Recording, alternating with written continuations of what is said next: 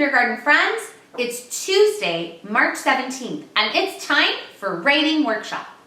Today, we're going to review how to use a writing checklist to make our how-to stories even better. Let's take a look. Find a how-to story that you worked on. Check to see if you've done all of these jobs. Job number 1. Did I use a capital letter at the beginning of my sentence? Oh, you did! Way to go! Check, check. Job 2. Did you use a one-finger space in between each word so your writing is clear and easy to read? Pause the video to check that now.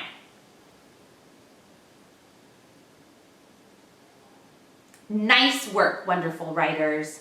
Using one-finger spaces is important when you're writing. Let's go on to job 3.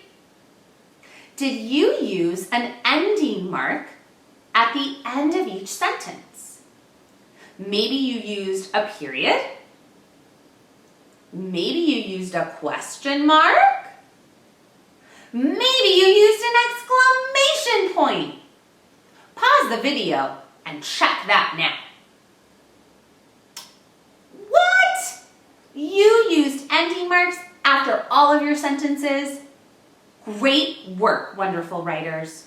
There's one more thing we're going to check today. Job 4. Use the word wall to spell words. Now, you might not have a word wall at home, and that's okay. But you can use the included kindergarten sight word sheet to check the sight words that you used in your how-to story. See if you spelled them correctly. Pause the video to do that now. Writers, I am so proud of you.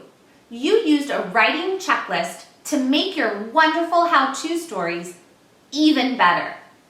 Now it's time to work on your independent writing. You might want to add more to your how-to story from yesterday, or you might be ready to start a new story.